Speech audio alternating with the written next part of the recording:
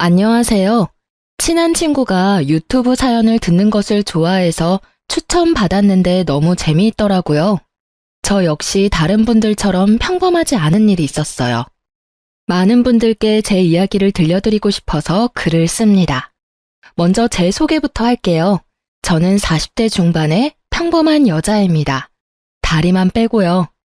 사실 20대 초반에 차 사고를 당해 두 다리가 조금 불편해요. 휠체어를 끌고 다니는 수준은 아니나 걸을 때 조금 절뚝거립니다. 다행히 아버지가 중소기업을 운영하고 계셔서 결혼 전부터 쭉 그곳에서 일했답니다. 남편은 거래업체 직원이었고 업무하다 서로 좋은 감정이 생겨서 교제를 시작했죠. 남편은 다리가 불편한 저를 언제나 배려해 주었어요. 그런 모습에 반해 결혼까지 결심하게 되었습니다. 저희 부모님께서도 세심하고 다정한 모습을 너무 마음에 들어 하셨거든요. 딱 한 가지 마음에 걸렸던 건 남편은 저희 집과는 달리 경제적인 형편이 좋지 않은 편이라 시댁에선 10원 한 푼도 보태주지는 않았지만 결혼에 있어서 그 부분이 크게 문제가 되지는 않았어요. 그리고 아빠의 친한 지인이 웨딩 사업을 하셔서 결혼 준비도 어렵지 않게 진행되었죠. 물론 결혼 후에도 남편은 성실하게 회사를 다녔고 저 역시 열심히 근무를 했습니다. 양가 집안의 경제적인 상황이 많이 차이 나는 게 신경 쓰였지만 시댁만 월 100만 원씩 드리고 친정에선 부모님이 용돈 필요 없다고 하셔서 그렇게 지내고 있었어요. 그래서인지 시댁 스트레스도 따로 없이 편하게 지냈었죠. 늘 섭섭지 않게 해드리려고 노력했고 시부모님도 절 많이 좋아해 주셨어요. 그런데 길게는 못 가더라고요. 딱 2년이 되자 이제서야 숨겨둔 본성이 나오는 건지 시댁에 갈 때마다 저에 대한 잔소리가 나오기 시작했죠. 다들 결혼하면 듣는 잔소리 있죠? 대체 애는 언제 가질 거냐는 말이요. 저는 다리가 불편하다 보니 앉아있는 생활을 주로 하는데 활동량이 적다 보니 상체에 살집이 있는 편이었어요. 솔직히 밖에서 뚱뚱하다는 소리 한 번도 못 듣고 살았었는데 임신이 안 되는 이유가 그저 며느리가 뚱뚱해서 그렇다는 그런 모욕적인 말까지 서슴없이 하더라고요. 너희 아기는 언제 가질 거니? 계획은 하고 있는 거야? 나이도 있는데 아기 준비를 좀 빨리 해야 하지 않겠니? 처음에는 알아서 하겠거니 했는데 결혼한 지 1년도 넘었는데 아직까지도 소식이 없으니 원. 그래, 운동도 좀 하고. 애기 엄마도 아닌데 왜 이렇게 펑퍼짐해? 누가 보면 애 셋은 낳은 사람인 줄 알겠다. 볼 때마다 살이 찌니 넌? 살 빼야겠다는 생각이 안 드니? 시부가 한마디 하면 시모도 옳다구나 하고 옆에서 거들었어요. 저 조금만 오래 걸어도 힘든 거 아시면서.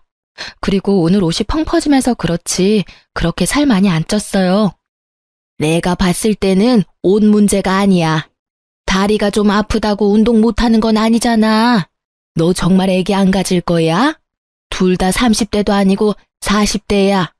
남들은 애 둘이고 셋이고 낳아서 키우느라 바쁘구만. 저도 아기는 예전부터 많이 고민하고 있는 부분이에요. 근데 솔직히 다른 사람들보다 쉽지 않을 거 아니까 많이 걱정되기도 하고요. 일단 낳아봐. 낳으면 다 알아서 잘 키우게 되어 있어. 그리고 뭐가 걱정이니? 나도 있고 친정엄마도 있고. 그런 걱정은 집어치우고 살이나 빼서 애기나 가졌으면 좋겠다 나는. 시모와 시부는 모두 마른 편이에요. 그래서 살집이 있는 저의 모습을 더 탐탁치 않아 하는 것 같았죠. 처음에는 남편이 그런 소리 하지 말라고 중간에서 중재를 해줬었는데 어느 순간 시모와 시부 편이 되어서 얄밉게 한마디를 더 보탰습니다. 자기도 나도 나이도 있는데 애기 가질 거면 힘들어도 운동해야지. 우리 집 근처에 새로 헬스장 생기는 것 같은데?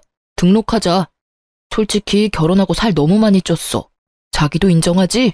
자기까지 이러기야. 둘이 있을 땐 안 그러면서. 근데 부모님 말씀이 틀린 건 아니잖아. 자기도 아기 갖고 싶잖아. 우리 회사 직원도 와이프 살 빼고 나서 바로 애기 생겼다잖아. 같이 운동하면 얼마나 좋아? 내 편이라 생각했던 사람까지 저러니 너무 서러웠습니다. 저도 운동하고 싶고 살 빼고 싶죠. 제가 아예 운동을 안 하는 건 아니에요.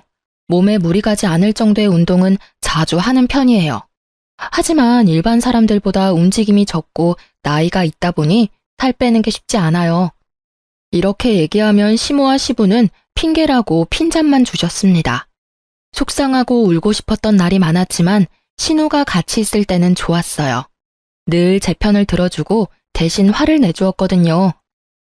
진짜 엄마 아빠도 그만 좀 해. 좋은 말도 여러 번 들으면 짜증나는데 듣기 싫은 말 좀 그만해. 요즘 볼 때마다 살 빼라고 그러냐? 오빠도 마찬가지야. 언니 다리 아파서 걷는 것도 힘든데 뭔 운동을 자꾸 하래? 그리고 살은 오빠가 빼야지. 아니, 나는 빨리 손주 보고 싶어서 그러지. 뚱뚱하면 애도 잘 안 생긴다잖아. 엄마가 그런 소리 하면 더 안 생겨. 스트레스가 모든 병의 근원인 거 알지? 너무 스트레스 주지 마. 언니도 생각이 있겠지. 내가 언니였으면 애기 생각이 있다가도 사라지겠어. 좀 적당히들 해. 내가 다 듣기 싫어. 진짜 아가씨밖에 없네요. 아가씨 고마워요. 멀려 언니. 혹시 나 없을 때 또 이런 잔소리하면 얘기해요. 내가 또 대신 싸워줄 테니까. 자기 일처럼 화를 내주는 신우가 참으로 고마웠습니다. 남편도 안 들어주는 유일한 제 편이었거든요. 하지만 신우가 큰 소리 내고 해도 시모와 시부는 변함없었어요. 친구한테 이런 스트레스 받는 상황에 대해서 이야기를 한 적이 있었는데 혹시 나중 일은 또 모르니 그런 얘기 들을 때마다 녹음을 하라고 하더라고요. 야, 인생 어떻게 될지 모른다. 혹시 모르잖아. 그리고 내가 들어봤을 때 좀 심해. 너네 신랑도 너무하고. 너 현주 알지? 걔도 시어머니랑 고부 갈등 때문에 스트레스 심해서 이혼한 거야. 처음에는 이러다 말겠지 하고 넘겼는데 점점 심해지더래. 뭐? 현주 진짜 고부 갈등 때문에 이혼한 거야? 그래서 한참 이혼 준비하려고 알아보니까 이런 경우에는 증거 제출이 꼭 필요하대. 걔 증거 수집하려고 한동안 애 좀 먹었잖아. 그렇다고 너도 이혼하라고 하는 얘기는 아니지만 사람 일 모르잖아. 뭐 이혼까지 갈 일은 없었으면 하지만 노파심해. 솔직히 진짜 이혼은 아니어도 어머님이랑 아버님 보러 가기 너무 싫어. 요즘 나 스트레스 받아서 머리까지 빠진다니까. 요즘 진짜 우울증 올 것 같아. 헐, 그럼 혹시 모르니까 병원 가서 상담도 받고 진료 기록을 남겨놓는 게 좋겠다. 나도 현주한테 들은 건데 고부 갈등을 이유로 위자료를 받으려면 당시에 정신적 피해를 받았다는 증거가 제일 중요하다 그러더라고. 일단 시댁 방문 횟수부터 줄이고 내가 말한 대로 꼭 해봐. 알겠지?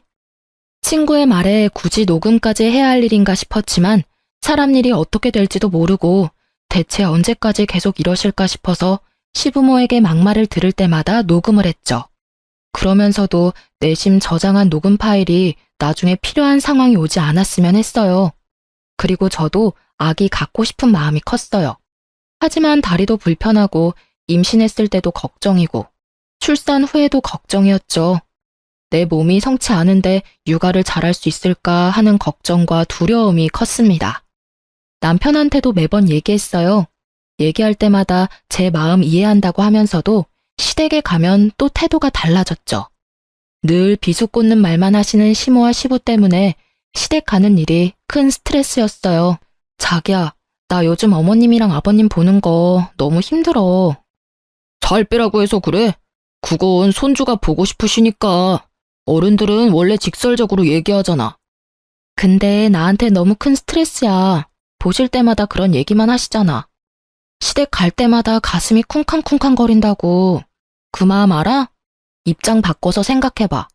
우리 집에서 자기한테 그런 식으로 얘기하면 어떨 것 같아? 내가 따로 얘기 드려볼게. 얘기 안 하셔도 나도 잘 알고 있는 부분이고 그만하셨으면 좋겠어 진짜. 우리 엄마 아빠도 나한테 그런 얘기 안 하셔. 알지. 그런데 너 상처 주려고 하는 말 아니셔. 알잖아, 별뜻 없이 얘기하시는 거.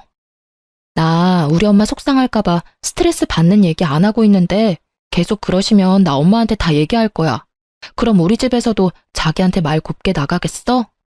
알았어. 내가 잘 얘기 드려 본다니까 그러네. 마음 풀어. 남편이 그 이후로 시모와 시부한테 얘기를 어떻게 드렸는지는 모르겠지만 그래도 한동안은 별 말씀 없으셨어요. 그래서 저도 시댁에 편하게 방문했죠. 한 번은 시댁 식구끼리 가족 외식하려고 식당에서 식사하는 중이었어요. 시모 지인도 아들 며느리랑 외식을 나왔다고 하더라고요. 어머, 이게 누구야? 여기서 이렇게 보니까 더 반갑네. 잘 지내지? 식사 중이셨구나. 반가워요. 아니, 우리 며느리가 임신을 했는데 갈비가 먹고 싶다지 뭐야. 그래서 우리 며느리 맛있는 갈비 먹이려고 왔지. 여기 갈비가 또 맛있잖아. 며느리가 임신했어? 너무 좋겠다. 부럽다, 자기야. 아들이야, 딸이야? 응, 아들이래. 어찌나 좋은지. 자기네는 소식 없고? 결혼한 지 좀 되지 않았어? 우리? 아휴, 몰라. 우리 둘째가 시집가야 손주 볼 수 있으려나? 기다리면 좋은 소식 있겠지. 좋은 일 생기면 알려줘. 맛있게 먹고. 그래, 축하해. 며느리 갈비 많이 사줘. 시모는 저를 힐끔 쳐다보며 한숨을 쉬며 얘기를 했죠. 그렇게 시모 지인과 인사를 마친 후 시모는 계속 한숨을 푹푹 쉬더라고요. 아유, 배 아파. 장가는 우리 아들이 먼저 갔는데 저 집은 벌써 애가 생겼네. 정말 저 옆에 내는 나 볼 때마다 또 얼마나 자랑질을 할 거야? 벌써부터 골이 다 아프네. 아들 손주 봤으니 저 집은 밥 안 먹어도 배부르겠어. 시모와 시부는 서로 또 주거니 받거니 하며 저를 향한 말을 이어갔어요. 아니, 다른 집은 혼수로도 해온다던데 내가 전생에 무슨 죄를 지었길래 아유, 내 팔자야. 둘째나 빨리 결혼시켜. 그래야 손주 보지. 저는 그냥 아무 말 없이 밥을 먹었습니다. 그날따라 신우도 없어서 제 편을 들어줄 사람도 없었어요. 남편도 꿀먹은 벙어리처럼 한마디도 안 했죠. 예, 너는 지금 이 상황에서 밥이 들어가니? 나는 지금 밥맛이 뚝 떨어졌는데. 저렇게 많이 먹으니 살이 안 빠지지? 콕콕 찌르는 말에 제 자신이 너무 비참했습니다. 도저히 참을 수가 없더라고요. 정말 너무하시는 거 아니에요? 저는 먹던 수저를 탁 내려놓으며 소리쳤습니다. 어머, 얘 봐라. 성격 나오는 것 좀 봐. 아주 밥상머리 애절이 꽝이네. 어머니, 저도 감정이 있는 사람이에요. 어쩜 매번 그러세요? 아버님도 그렇고. 제가 살집이 있는 게 그렇게 잘못된 거예요. 저도 살 빼고 싶고 운동하고 싶고 아기도 갖고 싶어요. 그렇게 매번 말씀들 안 하셔도 이미 스트레스 받고 있어요. 제발 좀 그만들 좀 하세요. 어디서 건방지게 어른들한테 소리를 질러? 어머님이랑 아버님이 저한테 하신 모진 말들은 괜찮고 제가 참다 이렇게 터지는 건 건방진 건가요? 이래도 제가 예의가 없는 사람이에요. 이만 집에 가겠습니다. 마저 식사들 하고 나오세요. 저는 시모와 시부한테 소리를 치고 절뚝거리며 식당을 나왔어요. 남편이 따라 나오더니 오히려 저한테 한마디 하더라고요. 너 왜 그래? 뭘 잘했다고 어른들한테 큰 소리야. 내가 잘못한 건 또 뭔데? 살집 있는 거? 어머님 아시는 분 며느리는 임신했는데 임신 못한 거? 그게 왜 내 잘못이야? 당신한테 문제가 있을 수도 있는 거지. 왜 여자한테만 문제가 있다는 식으로 얘기해? 결혼해서 살 나만 쪘어? 자기도 엄청 많이 쪘어. 근데 왜 나만 살 빼야 해? 그렇다고 이렇게 자리를 박차고 나오는 게 어딨어. 이게 뭐 하는 짓이야 정말. 당장 가서 사과드려. 엄마 아빠 지금 얼마나 황당하시겠어. 사과 받아야 할 건 나야. 황당하고 기막힌 건 나야. 이제 당신이랑도 얘기하고 싶지 않아. 내 속마음이 어떤지 당신은 모르지? 내가 오죽하면 이렇게까지 했을지 생각도 안 해봤지? 당신이 알아서 모셔다 드리던 알아서 해. 그날 식당에서의 일로 남편도 결국은 남의 편이 맞았구나 싶었고 저는 택시를 타고 집으로 갔습니다. 그 뒤로 시모한테 전화가 왔습니다. 본인들이 나한테 한 행동은 생각도 못하고 어디서 배워먹은 버르장머리냐며 화를 내셨죠. 고분고분한 성격인 줄 알았더니 아주 되바라졌구나 너. 그렇게 어른들 버리고 간 것도 괘씸한데 연락 한 통도 없니? 죄송하다고 다시 찾아와서 빌어도 모자랄 판에 내가 정말 기가 차서. 어머니, 지나가는 사람들 붙잡고 한번 물어보세요. 제가 정말 못할 짓을 한 건지. 사람 상처 주는 말만 하시면서 어떻게 좋은 소리를 들을 생각하세요? 뭐? 너 말버릇이 그게 뭐야? 저요. 그동안 진짜 많이 참았어요. 그런데 이제는 듣고만 있지 않으려고요. 제가 늘 별말 없이 듣고만 있으니까 제가 바보인 줄로만 아셨어요? 뚱뚱해서 뚱뚱하다고 한 게 뭐가 나쁘니? 네가 뚱뚱한 게 문제지. 네가 날씬하면 살 빼라고 하겠니? 근데 왜 저한테만 그러세요? 그렇게 따지면 오빠도 뚱뚱하잖아요. 솔직히 살 빼야 할 사람은 제가 아니라 오빠라고요. 남자는 괜찮지. 여자는 뚱뚱하면 보기 싫잖니? 그건 너무 억지 아니세요? 아들은 뚱뚱해도 괜찮고 며느리는 뚱뚱하면 안 되는 거예요. 그리고 아기가 안 생기는 게 왜 제 탓이라고 생각하세요? 오빠가 문제 있을 거라고 생각 안 드세요? 우리 아들이 뭐가 문제가 있어? 임신 안 되는 건 여자 탓이 더 크지. 그리고 남자는 살집이 좀 있어야 하는 거다. 남자가 삐쩍 마르면 보기 싫다고. 예전부터 느꼈는데 어머니랑은 대화가 안 통하는 것 같아요. 벽 보고 얘기하는 것 같다고요. 뭐?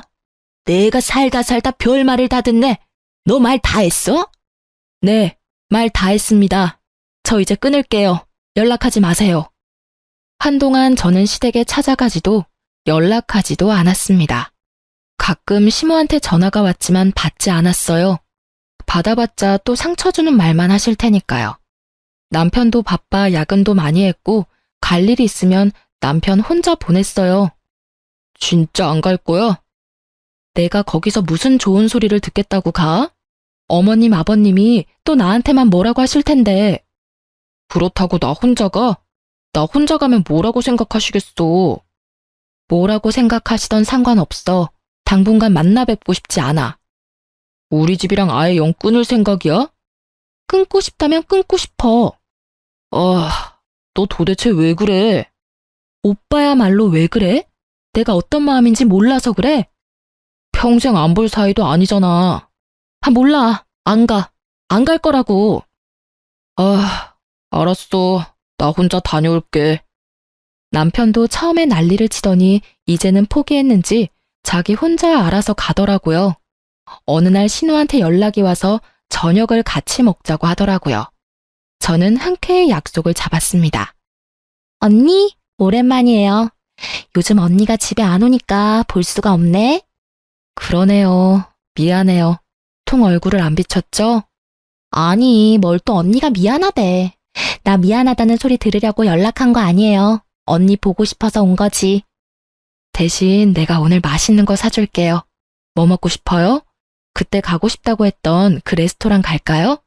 오, 너무 좋죠. 가요. 저는 신우와 유명한 레스토랑에 가서 즐거운 저녁 시간을 보냈습니다. 와, 이거 너무 맛있다. 언니랑 먹으니까 더 맛있는 것 같아요. 부족하면 더 시켜요. 근데 언니, 나 부탁할 게 있는데. 부탁? 뭔데요? 말해봐요. 내가 해줄 수 있는 건 도와줄게. 아가씨 부탁이라면 두 팔 걷고 해줄 수 있어요. 조금 염치 없긴 한데. 신우는 조금 망설이는 듯 하더니 말을 꺼냈습니다. 언니, 저 결혼하기로 했어요. 프로포즈 받았거든요. 어머, 정말? 잘됐다. 축하해요. 날은 잡은 거예요? 날은 아직 안 잡았고 식장 좀 보면서 날짜 괜찮은 거 있는지 좀 보려고요. 결혼 준비하느라 이제 바쁘겠네. 결혼 준비할 게 꽤 많더라고요. 뭐부터 해야 할지 모르겠어요. 언니, 그래서 말인데 사돈 어르신 분께 부탁해서 저도 좀 결혼 준비하는데 도움을 받을 수 있나 싶어서요. 우리 엄마 아빠랑 요즘 안 좋은 상황에 이런 부탁하는 게 좀 염치 없죠? 당연히 해줄 수 있지. 그냥 편하게 부탁해도 되는데. 혹시 어디 웨딩홀 받은 데는 있어요? 사실 몇 군데 받은 곳이 있긴 한데. 그럼 일단 리스트를 좀 줘봐요.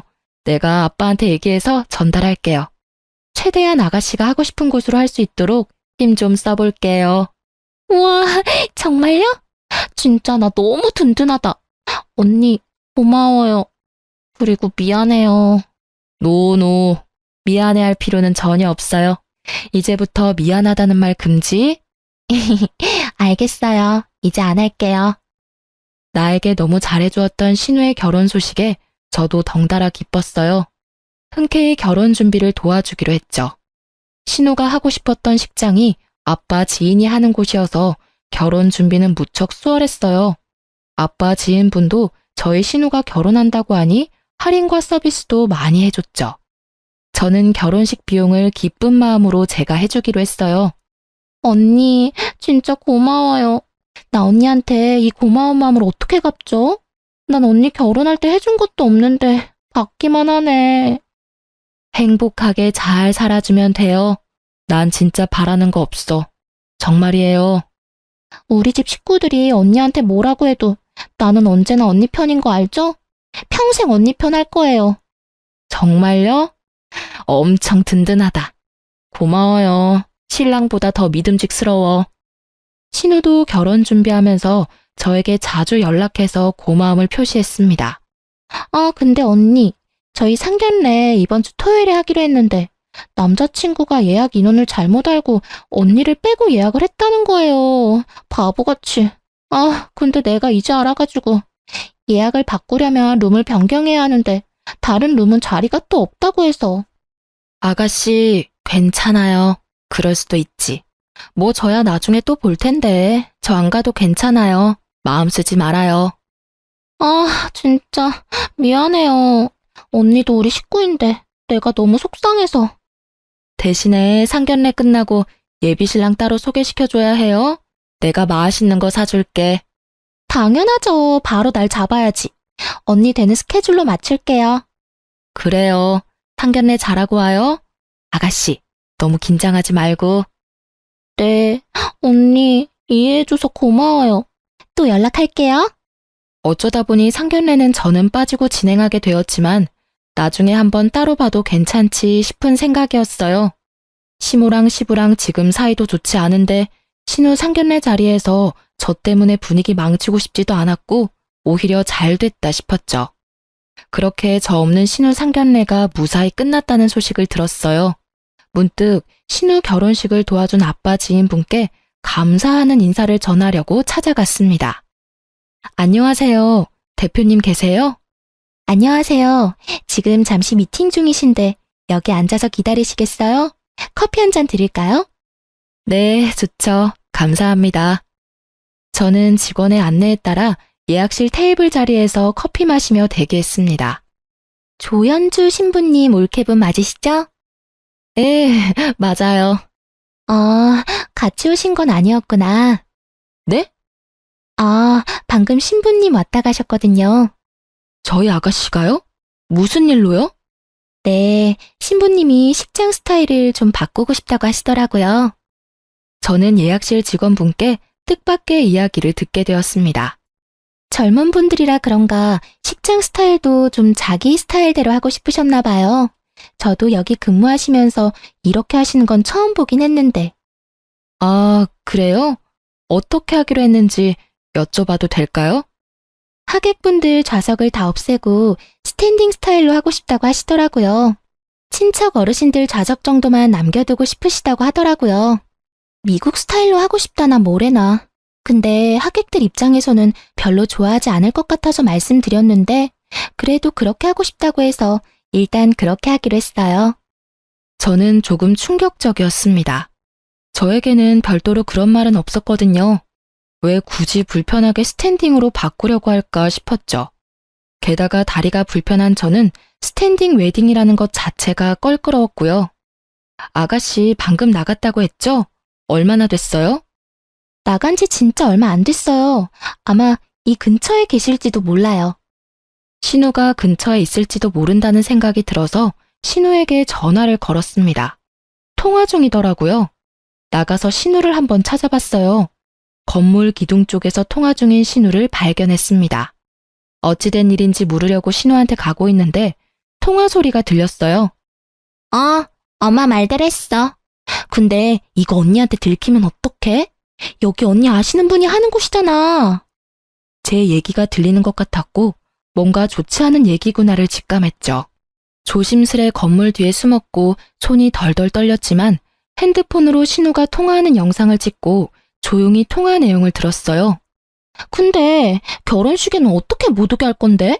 상견례야 예약 잘못했다고 거짓말하고 넘어간 건데 결혼식은 어떻게 해? 가능하기나 하냐고. 그리고 스탠딩 결혼식 아무리 생각해도 좀 너무 억지인 것 같은데? 내가 하객이라도 안 좋아하겠다. 언니 오지 못하게 하려고 별짓을 다 하네 정말. 몸이 파르르 떨렸습니다. 상견례도 제가 오지 않게 거짓말을 한 거였습니다. 믿었던 신우 역시 똑같은 사람이었던 것이었어요. 근데 남자친구네 가족한테는 평생 얘기 안 할 거야? 언젠가는 볼 거고 언젠가는 얘기할 거 아니야. 아, 몰라. 짜증나. 언니 한복도 해준다고 했는데 또 어떤 핑계 대냐고. 엄마도 좀 아이디어를 내봐. 나도 머리 아파 죽겠다고. 아, 정말 여기저기서 박쥐 같은 행동하려니 힘들다 정말. 아, 결혼하기 더럽게 힘드네. 시무랑 통화하던 신우는 내가 알던 사람이 맞나 싶을 정도로 다른 사람이었죠. 그래도 돈 많은 새언니 덕분에 내 결혼도 잘 진행되고 있잖아. 아무튼 결혼식은 어떻게 오지 못하게 할지 엄마가 잘 생각해봐. 아무리 스탠딩으로 바꿨다 한들 좌석이 아예 없진 않잖아. 그리고 난 언니랑 계속 이렇게 친한 척 잘 지내야 해. 알잖아. 빼먹을 거 많은 거. 저는 배신감에 다리에 힘이 풀려서 철푸덕 넘어졌습니다. 시댁 스트레스 때문에 힘들어도 신우 덕분에 버텨왔었는데 그 믿음이 와르르 한순간에 무너져 버렸습니다. 넘어져 있는 저를 보고 웨딩홀 관계자가 달려와서 저를 부축해 주었어요. 괜찮으세요? 일어설 수 있으세요? 아, 예, 괜찮아요. 조금 도와주시겠어요? 신우는 사람 소리의 뒤를 돌아봤고 저와 눈이 마주쳤습니다. 언니! 귀신을 본 듯 놀라서 어쩔 줄 모르는 신우를 무섭게 노려봤습니다. 언니, 언제부터 거기 있었던 거예요? 왜 언니가 여기에... 언니, 혹시 통화 내용 들었어요? 왜 아가씨는 다를 거라 생각했을까? 가족인데. 진짜 어머님, 아버님은 몰라도 아가씨는 다를 거라 생각했는데 이렇게 뒤통수를 맞을 수도 있구나. 언니, 오해예요. 오해? 무슨 오해? 아, 지금까지 내가 아가씨를 좋은 사람이라고 믿고 있었던 거? 맞아, 큰 오해를 했어, 내가. 언니, 나랑 잠깐 얘기 좀 해요. 신우는 저에게 와서 팔을 붙잡았습니다. 언니, 잠깐만요.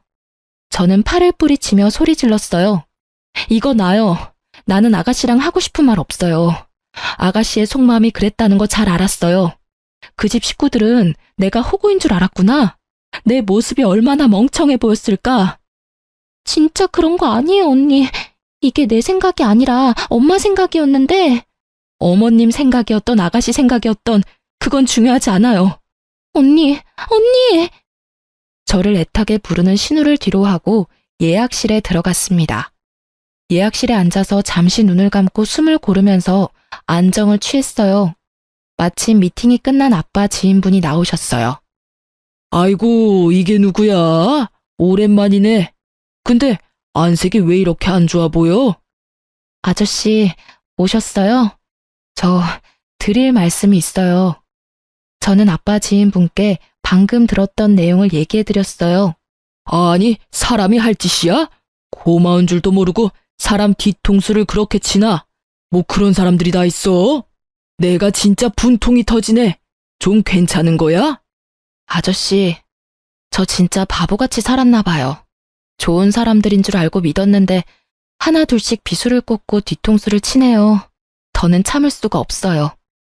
부모님은 지금 상황들 아시고? 아니요, 걱정할까봐 얘기 안 했는데 해야겠어요. 그리고 저희 아가씨 결혼식 일정 다 취소해 줄 수 있어요. 위약금은 제가 낼게요. 어차피 제가 비용 다 지불한 거라 크게 문제는 없을 것 같고요. 당연하지. 그런 사람들 우리 식장 이용한다는 것 자체가 불쾌해. 위약금은 됐어. 내가 직원들한테 당장 취소하라고 할게. 몸에 힘이 풀려서 혼자 집에 못 갈 것 같아서 아빠를 불렀습니다. 갑자기 저의 도움 요청에 놀란 아빠는 한 걸음에 달려와 주었어요. 도대체가 사람들이 어떻게 그럴 수가 있어? 아빠는 화를 참지 못해 남편에게 전화를 걸었습니다. 자네만 믿고 내 소중한 딸을 보내줬더니 우리 딸 다리 불편한 게 큰 죄인가? 대체 우리 딸이 뭘 그렇게 잘못한 거야? 결혼 비용, 집, 혼수, 우리가 안 해준 게 있었나? 이런 취급받으라고 시집 보낸 줄 아나? 아빠가 남편에게 화를 내면서 소리 지르는데 계속 눈물만 났습니다. 저도 쌓이고 쌓여 터진 화가 안 풀리더라고요. 그리고 괘씸한 신우를 용서할 수 없었습니다. 내 덕에 쉽게 했던 결혼 준비 어디 한번 힘들게 해봐라 싶었죠. 결혼식 비용도 제가 지원해줬었고 시댁도 돈이 많지 않은 편이라 어차피 신우가 하고 싶은 결혼식은 할 수 없겠지만 현실을 제대로 느끼게 해주고 싶었어요. 아빠와 함께 친정으로 가고 있는데 신우한테 계속 문자와 연락이 왔습니다. 언니, 미안해요. 저 때문에 많이 서운했죠. 미안해요. 엄마 말을 듣고 그렇게 하는 게 아니었는데. 내가 너무 바보 같은 짓을 한 것 같아요. 언니한테 너무 상처를 준 것 같아서 미안해요. 아가씨, 미안한데 아가씨 사과가 진심으로 안 느껴져요. 결혼 준비하려고 그저 무마하려는 것 같거든요. 당연히 그렇게 생각할 수 있죠. 언니, 제가 어떻게 해야 진심을 전할 수 있을까요? 무릎 꿇고 빌라고 하면 지금 무릎이라도 꿇을게요, 언니.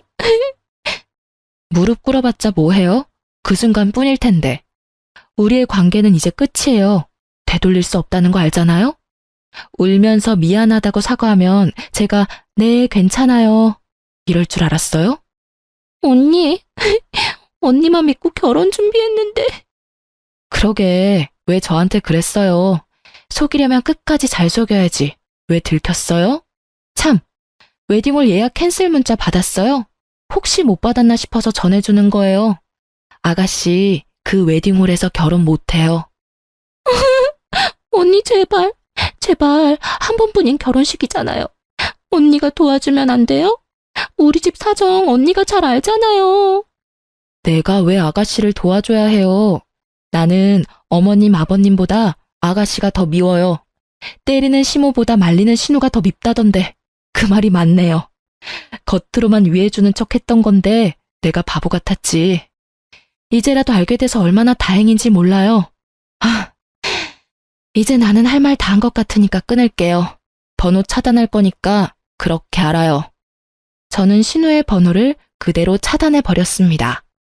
그리고 결혼하는데 10원 한 푼도 주지 않고 오히려 내 덕에 호강했던 남편과 시댁 식구들에게 제대로 복수해주고 싶었어요.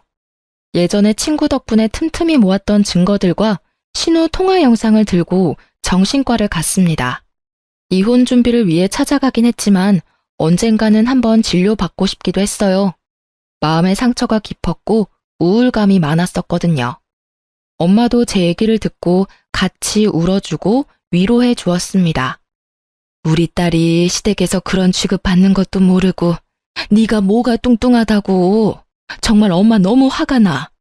우리 딸 얼마나 상처받았을까? 엄마가 몰라줘서 미안해? 엄마, 아니야. 내가 미안해. 엄마가 이렇게 속상해할 것 같아서 말 못했어. 그동안 시댁에서 핍박을 받았을 생각을 하니 가슴이 너무 아파. 엄마한테 말도 못하고 혼자서 얼마나 마음고생했을 거야. 이제는 혼자서 끙끙 앓지 말고 엄마한테라도 꼭 얘기해줘. 엄마. 내가 너무 사람 보는 눈이 없었다. 그치? 엄마가 이모한테 연락해놨거든? 내일 이모한테 가자. 저희 이모가 변호사거든요. 제 이혼을 위해 엄마와 함께 이모를 찾아갔습니다. 이모, 녹음 파일이랑 동영상 파일 목록 메일로 보냈어. 그리고 정신과 진료 내역서도 가져왔는데 이걸로 될까? 충분해. 그리고 필요한 거 있으면 이모가 준비해 볼게. 우리 조카 눈에 눈물 나게 한 것들은 내가 배로 갚아줄 거야. 고마워, 이모. 이렇게 든든한 가족들이 곁에 있었는데 바보같이 혼자 끙끙 앓았네. 위자료 최대로 해서 받아낼 수 있게 해볼게. 이모만 믿어. 저는 그동안 모았던 증거와 정신과 진료 내역을 증거로 제출했어요. 그에 따른 위자료도 청구하기로 했어요. 다음 날 남편과 신우가 친정 앞으로 찾아와서 무릎 꿇고 빌었습니다. 언니, 미안해요. 내가 미안해요. 언니, 진짜 우리 사이 좋았잖아요. 미안해요. 용서해줘요. 언니, 한 번만 만나줘요. 언니, 제발 나 좀 도와줘요. 여보, 제발 미안해. 이혼은 절대 못해. 내가 잘해줄게. 그동안 마음 아프게 해서 미안해. 평생 모시면서 살게. 제발. 더 이상 남편과 신우의 사과는 진심으로 느껴지지 않았습니다. 무릎 꿇어서 급한 불만 꺼보자는 심산이었겠죠. 남의 집에 와서 이게 무슨 행패야?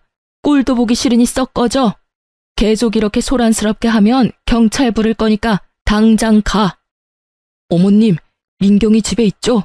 한 번만 만나게 해주세요. 만나긴 뭘 만나?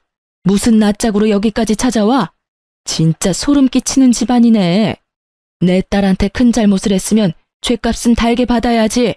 만나서 사과할게요. 잘못했다고 빌게요. 내가 허락 못해. 만나길 뭘 만나? 10분 뒤에도 이러고 있으면 진짜 경찰에다 신고할 거야.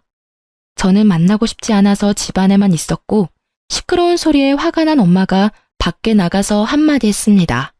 10분이 지나도 안 가자 결국 엄마는 소금을 한 움큼 쥐고 던지며 쫓아냈어요.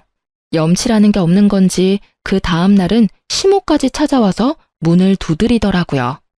아가야, 미안하다. 내가 나이 먹고 마음이 모가 나서 너한테 모진 말만 하고 영감도 너한테 너무 미안하대. 얼굴 보고 사과하고 싶대. 사과할 수 있게 한 번만 만나주지 않겠니? 내가 너무 나빴던 것 같아. 하루가 멀다 하고 찾아오는 시댁 식구들 때문에 또 새로운 스트레스가 생길 지경이었죠. 내일도 찾아오면 진짜 신고하겠습니다. 법원에서 보시죠. 그렇게 모질게 대했던 사람들이 이렇게 하루아침에 변해서 미안하다고 싹싹 비는 상황이 너무나도 웃겼습니다. 제가 너무 만만했었나 봐요. 장애가 있다고 살이 쪘다고 애를 못 낳는다고 절 비난만 하던 사람들이 이제 와서 한 푼이라도 아쉬운지 싹싹 비는 거 보세요. 뒤늦게 깨달은 거겠죠. 그동안 만만하게 여겼던 애가 이 집안에 복주머니 들고 시집 온 줄도 모르고 뻥 차버렸으니까요. 저는 한동안 정신과 진료를 받으며 치료를 했습니다.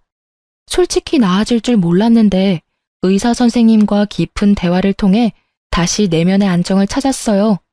바보같이 당했던 순간들만 생각하면 또다시 울컥 화가 나고 속상하지만 이제는 저를 위해 훌훌 털고 잊기로 했어요. 그리고 고부 갈등을 이혼 사유로 인정될 경우 시부모를 상대로도 위자료를 청구할 수 있더라고요.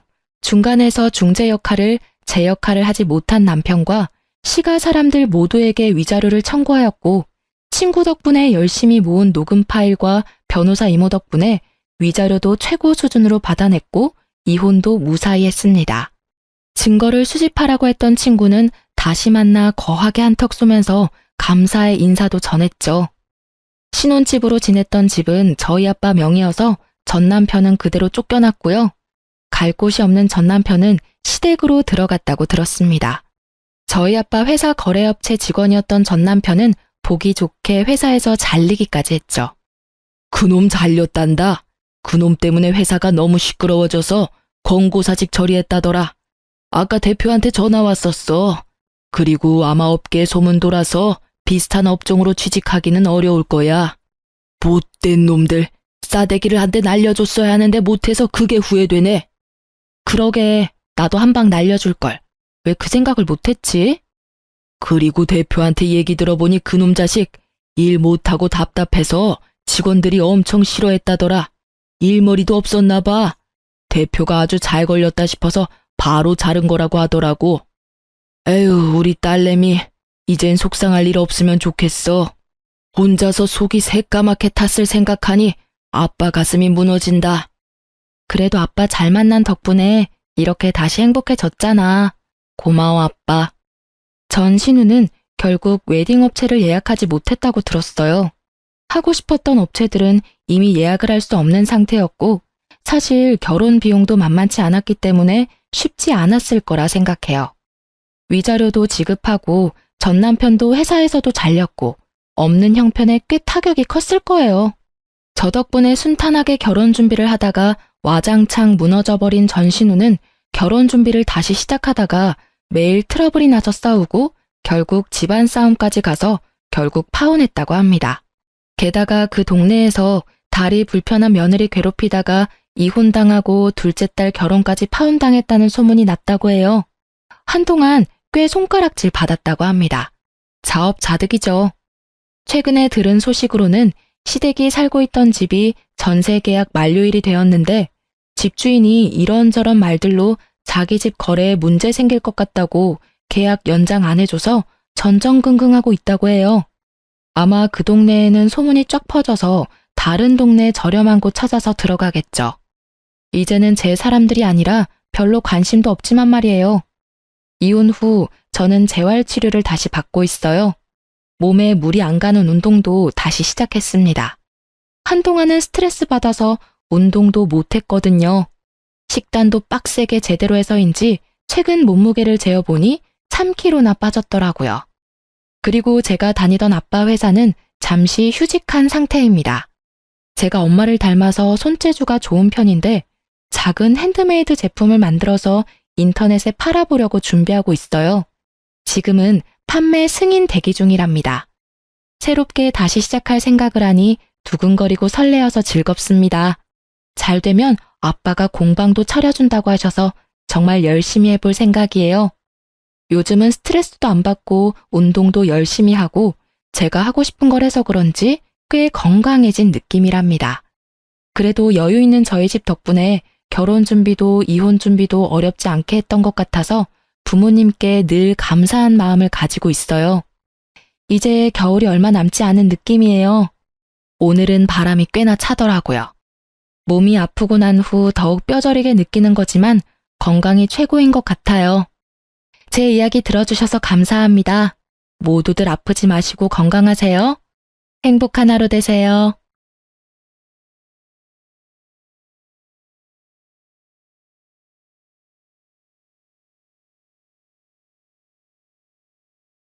안녕하세요. 저는 이제 30대 후반이 된 여성이랍니다.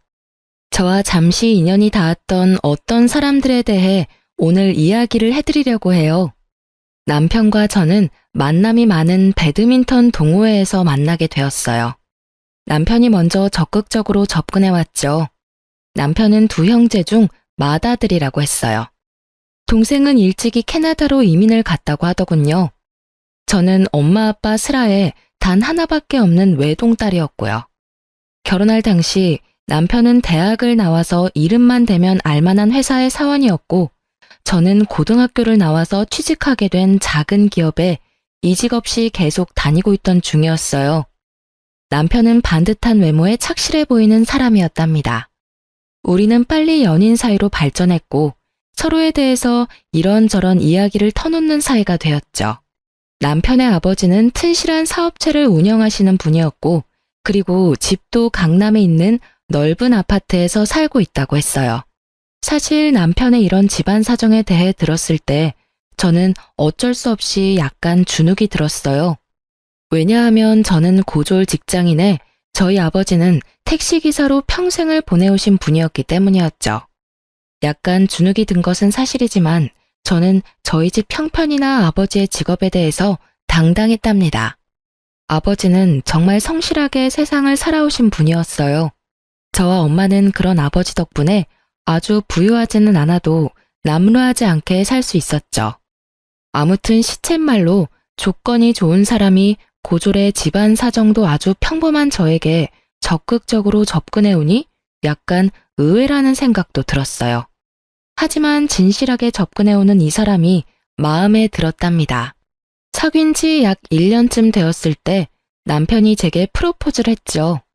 시댁에 인사를 가보니 제 생각보다 더 부유한 집안인 것 같았어요. 땅값도 집값도 비싸다는 서울 강남에 있는 넓은 아파트가 남편의 집이더라고요. 반대를 하시지 않을까 걱정도 했지만 의외로 큰 반대 없이 우리는 결혼에 골인했답니다. 결혼 준비 중에 우리 엄마가 예비 시어머니를 만나서 신혼집 이야기를 하게 되셨다죠. 그런데 생각보다 남편의 저축이 많지 않더라는 것이었어요. 그리고 시댁에서도 신혼집 마련을 위해 예상보다 훨씬 적은 돈밖에 도움을 주지 못하셨죠. 현금이 많지 않다고 하셨어요. 남편이 버는 돈도 모두 시아버지의 사업에 재투자를 한다고 했죠. 그래서 우리는 방이 2칸 딸린 작은 연립에서 친접 살림을 시작했답니다. 참, 저희 친정 이야기를 좀 해드리고 넘어가야겠어요. 사실 우리가 결혼하기 얼마 전에 시골에 계시던 할아버지가 그만 뇌졸중으로 돌아가시고 말았었죠. 그런데 장례식까지 모두 치른 후 정말 깜짝 놀랄 만한 일이 벌어졌어요. 안녕하십니까. 최재영 씨의 유언을 집행하기 위해 찾아왔습니다. 변호사 서문수라고 합니다. 할아버지의 유언을 집행한다니 처음에 우리 식구 모두가 무슨 뜻인지 못 알아들었죠. 최재영 씨가 아드님 최일선 씨 앞으로 고향에 있는 땅과 서울, 경기권의 땅, 그리고 상가 건물 2채를 상속하셨습니다. 변호사라는 사람이 말하는 할아버지와 아버지의 함자는 분명히 맞는데 내용이 영 이해가 가지 않는 것이었어요. 할아버지는 농사를 평생의 천직으로 알고 사셨던 분이었거든요. 이런 정도의 재산을 모으실 만한 처지가 아니셨어요. 변호사에게 물어보니 오랜 기간 동안 꾸준히 투자를 해오셨던 것 같다고 하더군요. 아무튼 그렇게 해서 아빠는 생전 처음으로 남들이 부유하다고 할 만한 사람이 되셨죠. 그리고 엄마와 의논하시더니 그 재산은 역시 할아버지의 뜻을 받드는 데 쓰는 것이 좋다고 결정을 내리셨어요. 농사를 천직으로 하셨던 할아버지의 뜻에 따라 택시기사 일을 그만두시고 고향에 내려가서 농장과 목장을 크게 확장하시겠다는 것이었죠. 아빠는 타고난 성실함을 바탕으로 열심히 일하셨고 농장과 목장은 그런 아빠의 손을 타고 성장을 거듭했답니다. 아빠의 고향과 인근 도시들에서는 아빠가 경영하시는 목장에서 생산되는 한우가 인기를 끌고 있었어요. 깨끗한 것만을 먹여서 잘 키운 한우, 맛이 좋을 수밖에 없었죠. 이제 곧 서울에 판로를 개척해야겠다는 생각도 가지고 계셨답니다. 아무튼 친정에서 겪은 뜻밖의 횡재에 앞으로 가족 모두 웃는 날만 가득할 줄 알았는데 결혼한 지 얼마 안 돼서 저와 시부모 사이에 조그마한 갈등이 생기기 시작했죠. 처음 만난 시모와 시부 모두 인상이 서글하신 분들이었죠. 그래서 솔직히 결혼 전엔 이분들과의 고부 갈등은 없을 줄 알았습니다. 예, 집에 김치가 떨어졌구나. 집에 와서 김치 좀 담가 놓고 가거라. 그리고 네 아버지가 해물 넣고 부친 부추전을 아주 좋아하신다. 온 김에 그것도 좀 해놓고. 결혼하고 나서도 직장 생활을 접지 않고 있던 저였어요. 반드시 제 손을 빌리지 않아도 될 일을 가지고 시어머니가 저를 불러대기 시작한 거였죠. 나는 원래 손이 약해서 물일을 잘 못한다. 데리고 있던 아줌마가 있었는데 이제 그 아줌마도 늙었는지 영 옛날만 못해서 내보냈어. 아직 새 사람을 못 찾았다. 그동안은 네가 수고를 좀 해야겠구나. 제 직장과 시집은 그리 가까운 거리는 아니었답니다. 하지만 시어머니가 결혼 후 처음으로 제게 시키는 일이었어요. 단칼에 못 가겠다고 할 수가 없어서 바리바리 시장을 봐서 시집으로 갔죠. 정말 시어머니는 손 하나 까딱 안 하더라고요. 저 역시 엄마 슬하를 벗어난 지 얼마 되지 않은 사람이라 이런 일이 익숙하지 않은 때였어요. 시어머니에게 묻고 물어서 간신히 김치를 담그고 부추전을 부쳐놓고 집에 돌아왔답니다. 남편이 먼저 들어와 있었기에 약간 불평을 했어요. 어머니가 갑자기 집에 와서 김치 담그라고 하시고 전 부치라고 하셔서 이제 왔어. 그런 정도는 어머님이 하셔도 되는 일일 텐데. 퇴근하고 바로 오라고 하셔서 여태 앉지도 못하고 일하다 왔어. 그럴 수도 있지. 우리 엄마 원래 몸이 약해서 그런 일 잘 못해. 네가 많이 도와드려야 될 거야. 엄마가 그런 일을 많이 안 해보셨거든. 솔직히 남편한테서 얼마나 고생이 많았느냐, 힘들었겠다. 이런 대답을 기대했던 저는 실망을 할 수밖에 없었답니다. 피곤하기도 하고 해서 그날은 그냥 그렇게 넘어갔어요. 그런데 시어머니의 이런 요구는 이후에도 계속되었답니다. 심지어 시집에서 키우는 강아지를 애견 미용실에 데리고 가서 미용시켜 오라는 요구도 있었다니까요. 이번에는 시모에게 직장인인 제 상황을 다시 상기시키고 그러지 말아달라는 말을 해야겠다고 생각했죠. 시집에 가보니 어머니는 한가하게 매니큐어 칠을 하고 있더라고요. 그러니까 바쁜 일도 없으면서 직장을 다니는 저를 굳이 불러서 일을 시키는 것이었죠. 어머니, 이런 말씀 죄송해요. 하지만 저 직장인이에요. 퇴근하고 나서 바로 집에 가서 저녁 준비까지 해야 해요. 그런데 이런 일로 예고도 없이 부르시면 제가 주부로서 살림을 제대로 이끌어갈 수가 없어요. 어머니, 죄송하지만 사소한 일은 어머님께서 직접 하시고 좀 힘들다 싶은 일은 미리 좀 말씀해 주세요. 이런 저의 말을 들은 시어머니가 그야말로 불같이 화를 내는 것이었어요. 아니, 시집 온 지 얼마나 됐다고 새 며느리가 시어머니한테 말대꾸냐? 어른이 이래라 하면 다소곳이 네 하고 할 일이지. 가타부타 토를 달아? 역시 사람은 배우고 봐야 하는 일이로구나. 거기다 안 봐도 너네 집안 가정교육이 어떤 수준인지는 잘 알겠구나. 제대로 다 다시 배워야겠어. 저를 가지고 뭐라고 하는 것은 참을 수도 있었죠. 하지만 가정교육까지 들먹인다는 것은 결국 우리 부모님이 잘못했다는 말이잖아요. 제가 또 참지 못하고 시어머니에게 말했어요. 어머니, 저희 엄마 아빠 가난하게 살아오셨지만 남한테 손가락질 안 받고 사신 분들이시고 저도 자라면서 그런 부모님 밑에서 남들한테 가정교육 못 받았다는 소리 안 듣고 자랐어요. 저희 부모님에 대해서까지 말씀하시는 것은 좀 듣기 어렵네요, 어머니. 어머니가 대노하신 것은 물론이고 이 문제를 가지고 우리 부부가 대판 싸움이 붙었죠. 어디다 대고 버릇없이 시어머니 욕이야, 욕이. 너희 집안에서 너를 그렇게 가르쳤냐? 한 번만 더 우리 엄마에 대해서 험담이 나오면 그때는 내가 안 참을 줄 알아? 정말 어이가 없기도 하고 서럽기도 하더라고요. 안 참으면 도대체 어떻게 하겠다는 건가요?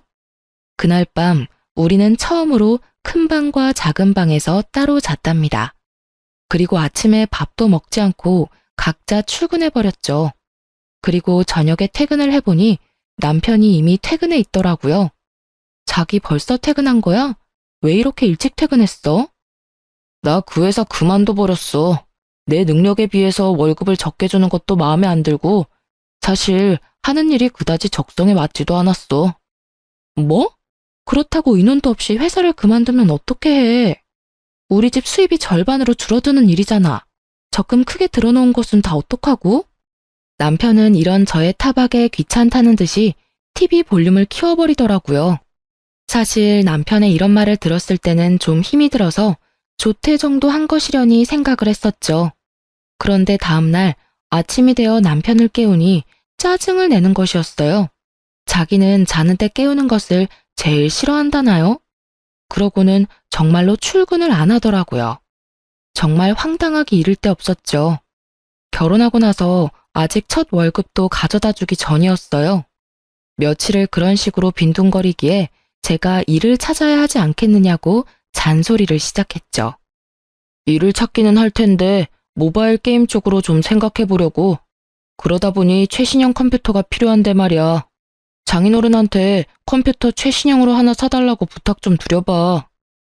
저는 이 말을 듣고 정말 의아했어요. 갑자기 우리 집에다가 최신형 컴퓨터를 사달라고 하라뇨. 제가 당황해서 뭐라고 대답을 못하고 있자 제 취업을 위해서니까 처가에 간절하게 부탁해보라는 것이었어요. 입이 떨어지지 않았지만 결국 친정에 전화를 걸어 상황을 설명하기 시작했어요. 저희 생활비가 달린 문제라고 생각하니 별 수 없더라고요. 결국 남편의 바람대로 친정아버지는 300만 원이 넘는 돈을 지원해 주셨죠. 다른 것도 아니고 일을 찾기 위해서라고 하니 이 아빠가 컴퓨터 사주마. 요즘은 그 뭐냐 집에서 하는 재택근무도 많다고 하니 너무 잔소리하지 말고. 이렇게 해서 최고 사양을 갖춘 컴퓨터가 우리 집에 오게 되었답니다. 뭐야? 일을 찾는다면서 게임만 하고 있잖아. 이게 벌써 며칠째야. 잠도 거의 안 자고 게임만 하는 게 일을 찾는 거야? 아이씨, 말 시키는 바람에 캐릭터가 죽었잖아. 나 컴퓨터 할 때 말 시키지 말라고. 알았어? 이후로 남편의 행동은 그야말로 반백수도 아니고 백수 그 자체였어요. 거의 밤을 새고 게임에 열중하고 아침에는 일어나지도 못했죠.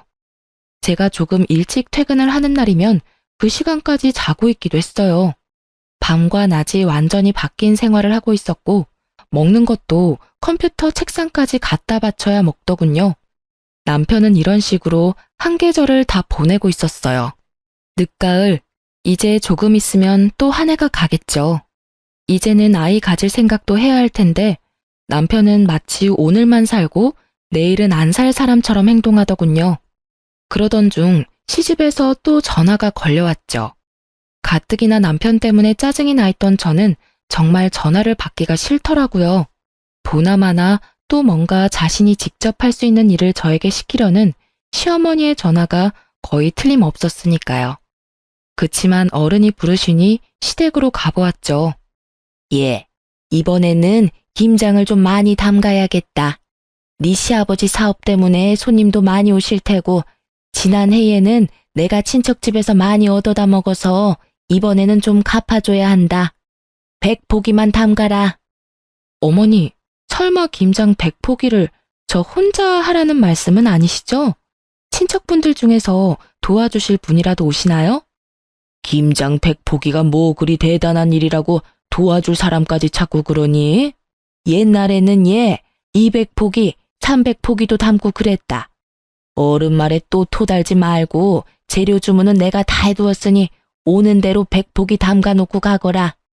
저는 제가 집에서 살림만 하는 입장도 아니고 설사 살림만 하는 사람이라도 혼자 김장 100포기를 한다는 것은 불가능하다고 시어머니에게 분명히 말했어요. 어머니, 급하게 인력회사에 전화해서 도와주실 분이라도 구할게요. 그것도 한 분만 불러서는 안 될 것 같아요. 적어도 세 사람은 있어야 될 것 같아요. 옛날 200포기, 300포기는 마을에서 돌아가면서 품앗이를 한 거잖아요. 지금은 그럴 일도 없고요. 제가 사람 부를게요, 어머니. 시어머니가 또 그 기분 나쁜 가정교육 타령까지 포함해서 저에게 쓴소리를 했죠. 저는 결국 제 뜻대로 인터넷에서 근처 인력회사를 검색해서 급히 도와줄 사람을 2사람 불렀답니다. 3사람이 했는데도 김장 100포기는 장난이 아니었어요. 김장을 다해 김치통에 담을 때까지도 시어머니는 소파에 앉아서 말로만 김장을 담그더라고요. 이래라 저래라 하면서 결코 움직이지는 않는 거였죠. 김장 100포기를 다 하고 일어서려니 아이고 소리가 저절로 나오더군요. 이걸 혼자 하라고요? 3박 4일 동안 해도 모자랄 일이었어요. 저는 어느새 새하얀 웨딩드레스를 입고 행복한 첫 발을 디디던 새 신부였던 저와 지금의 저를 비교하고 있었어요. 남편, 시어머니 모두에 대해서도 정말 그때는 상상할 수 없었던 일들이 벌어지고 있는 것이었죠. 팔, 다리, 어깨, 허리 안 아픈 곳 없는 상태에서 전철을 타고 집으로 가는 길.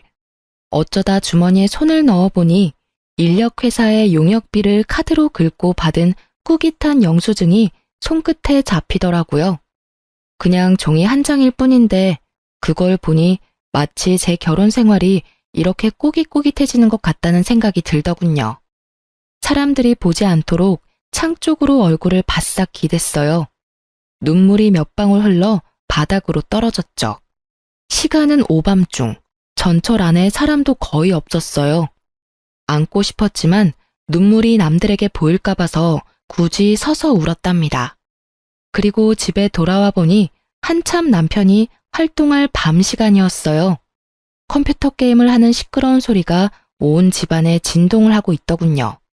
저는 들어서자마자 손에 잡히는 대로 베개를 집어서 남편에게 던져버렸어요. 아씨, 이게 무슨 짓이야?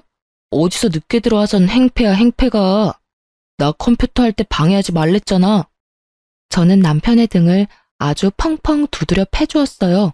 그리고 울면서 말했죠. 이러려고 나하고 결혼했니?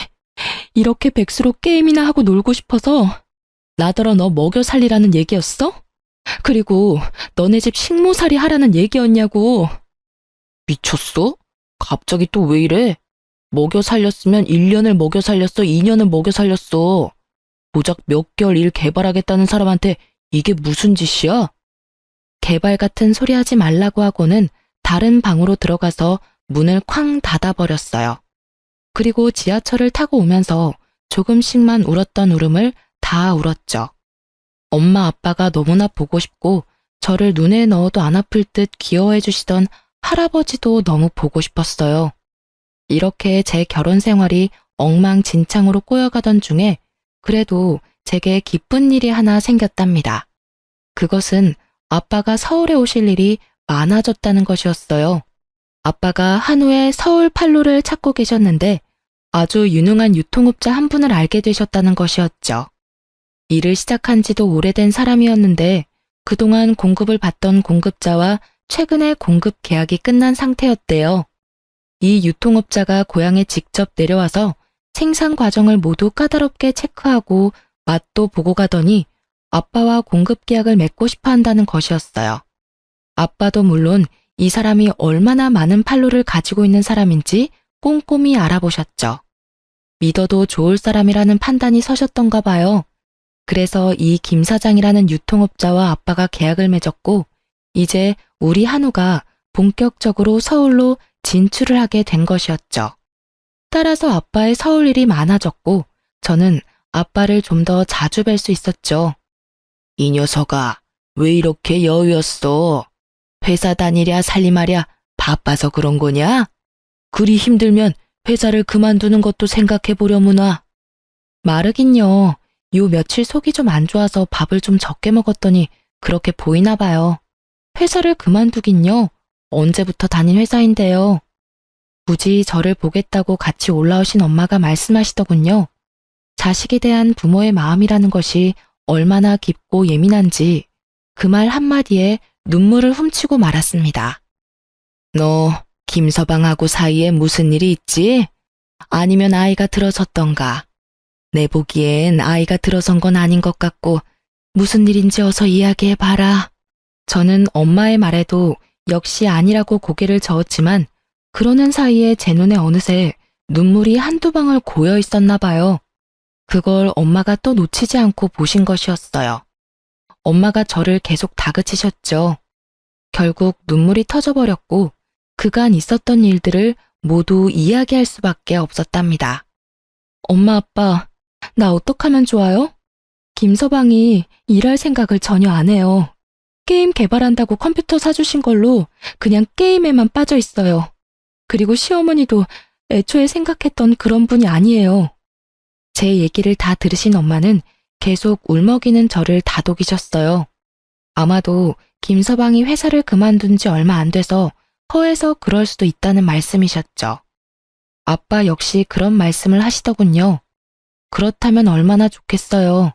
하지만 저는 이미 남편과 시댁에 대해서 거의 반 이상 포기하고 있는 상태였답니다. 사람이 촉이라는 게 있잖아요. 잠시 저러다 말 것인지 원래 그런 사람인지 말이에요. 그런데 지금 제 눈에 남편과 시어머니는 원래 그런 사람이었어요. 아빠가 저를 다독이시면서 김서방을 만나서 잘 말해볼 것이니 마음 가라앉히라고도 하셨죠. 저는 그러지 마시라고 했어요. 제 속 하나 상하는 것도 기가 막혀 죽겠는데 아빠까지 속상하게 만들고 싶지 않았으니까요. 그렇게 아빠가 사주시는 맛있는 밥도 제대로 먹지 못한 채 엄마 아빠는 다시 고향으로 내려가셨고 저는 또 그 절망적인 우리 집으로 돌아왔죠. 남편의 컴퓨터 책상 주변에는 먹다 남은 음식들과 먹고 나서 싱크대에 갖다 놓지 않은 지저분한 그릇들이 잔뜩 쌓여 있더군요. 이젠 뭐 별로 놀랍지도 않았어요. 그리고 처음으로, 정말 처음으로 이혼이라는 단어를 떠올렸어요. 제가 보기에 남편은 결코 치유될 길 없는 구제불능이었거든요. 그리고 원래 제 계획은 빨리 아이를 가지려는 것이었죠. 그런데 이제 저는 남편 몰래 피임약을 사서 먹기 시작했답니다. 이미 각방을 쓰고 있긴 하지만 그래도 젊은 남녀가 한 집에서 지내니 혹시라도 무슨 일이 있을까 싶어서였어요. 걱정이 되신 엄마가 더욱더 자주 제게 전화를 하셨죠. 하지만 전화를 하실 때마다 기쁜 소식을 전해드릴 것이 없었어요. 저는 어떻게 하면 엄마의 걱정을 줄여드릴 수 있을까를 생각해서 상황을 오히려 축소하고 있기는 했죠. 그런데 부모를 속일 수는 없더군요. 드디어 엄마도 울먹이며 말씀을 시작하시더라고요. 도대체 김서방이 왜 그런다니? 네 시어머니는 또 왜 그러시는 거고? 결혼 전에 그렇게 멀쩡하게 보였던 사람들이 말이다. 겉모습이야 지금도 너무나 멀쩡하죠. 이렇게 엄마와 제 전화는 결국 눈물로 시작해서 눈물로 끝나는 일이 점점 더 빈번해지고 있었어요. 그런데 어느 날 걸려온 엄마의 전화는 저를 더 절망적으로 만들었죠. 네 아버지와 내가 이 얘기를 너한테 해야 하나 말아야 하나 밤새 의논을 했다만 아무래도 알고 있는 것이 좋겠더구나. 김서방이 다녔다던 회사에 네 아버지가 연락도 해보았고 사람을 사서 조사를 좀 해보신 모양이다.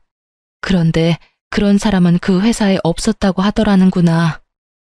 이 얘기가 마치 꿈속에서 어울렁더울렁거리는 소리처럼 들렸어요. 윙윙 귓속을 맴돌더군요. 그리고 엄마에게 처음으로 이혼하고 싶다는 말씀을 드렸어요.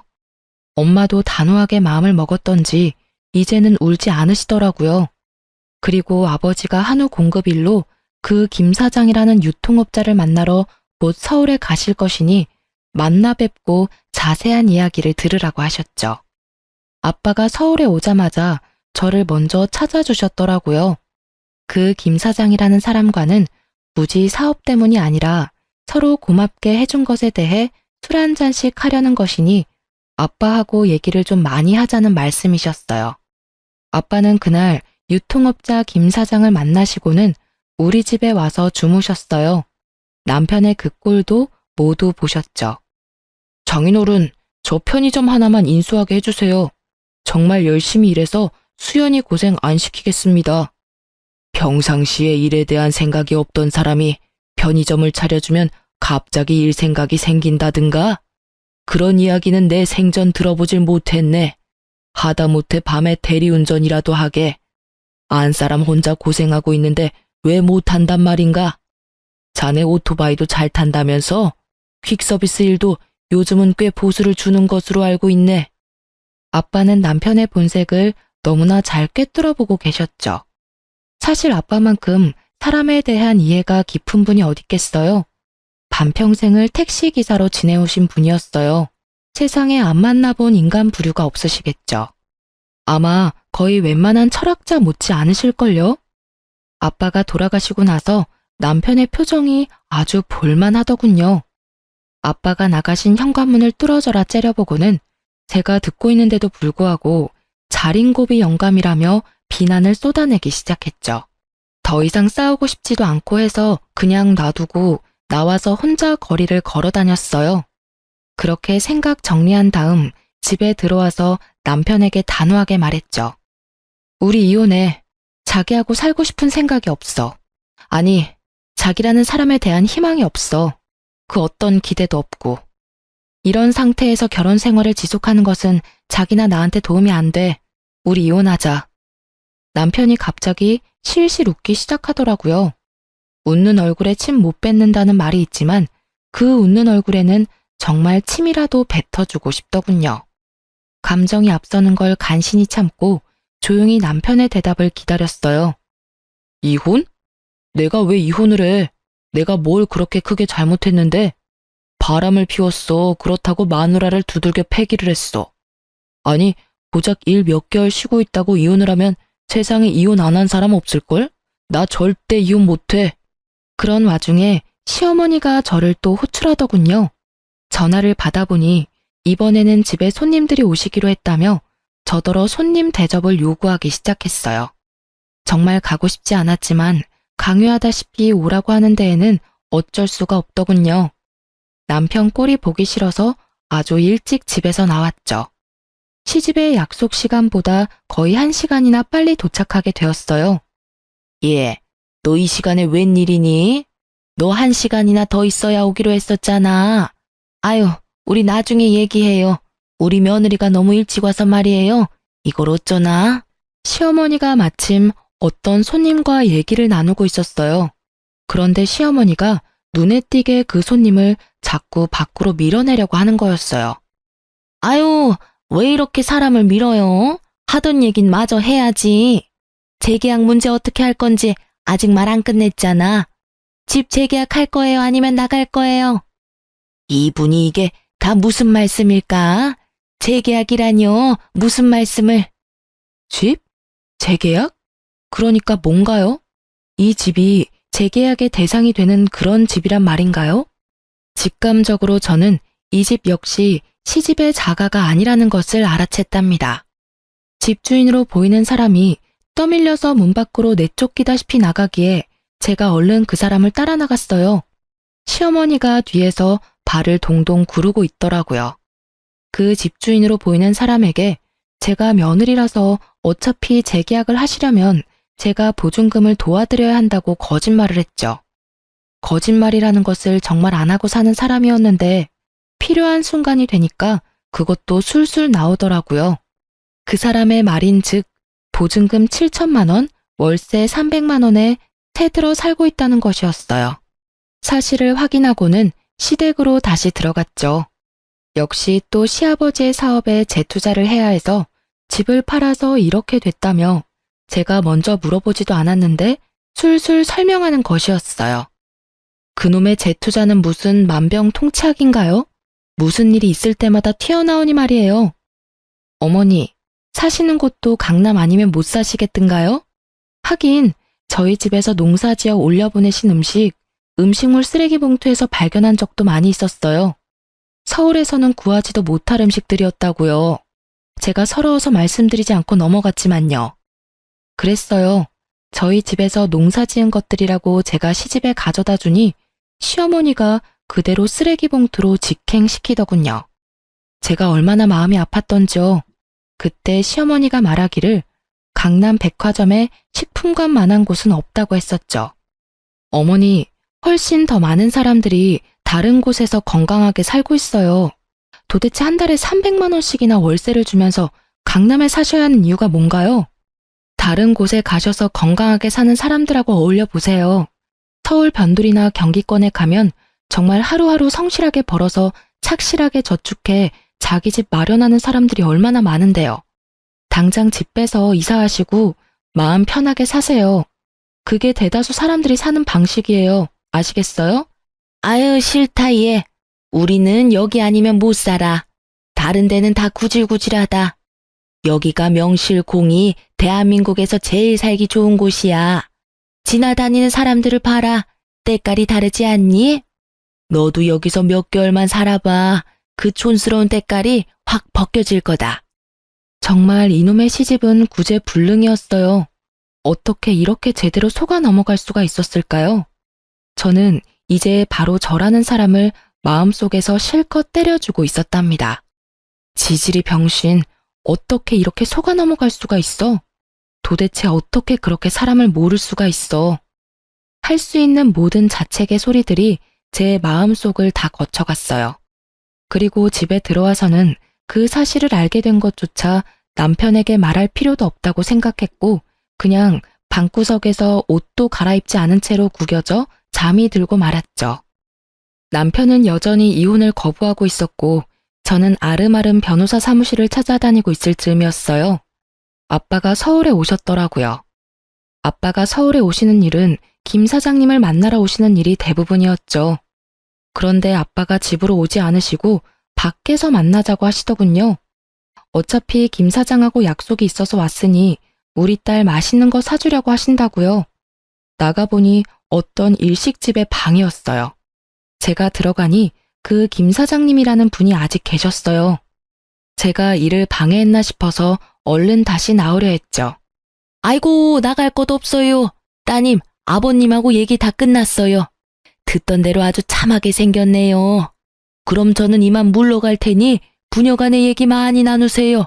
아, 그리고 참, 우리 형님 얘기는 그냥 귀에서 흘려버리세요. 말씀을 드려놓고도 참 부끄럽네요. 부끄러우실 게 뭐가 있어요? 사장님이 그런 힘든 일까지 다 짊어지고 계시다니 참 대단하시네요. 혹시라도 제가 도울 일이 있으면 말씀 주세요. 어떻게든 도울 테니까요. 제가 안녕히 가시라고 인사를 하고 아빠 맞은편에 앉아서 형님 얘기가 무슨 얘기냐고 물었어요. 아빠가 말씀하시기를 김 사장님한테 형님이 한 분 계시는데 그야말로 온 집안과 온 세상에 소문난 분이라는 것이었어요.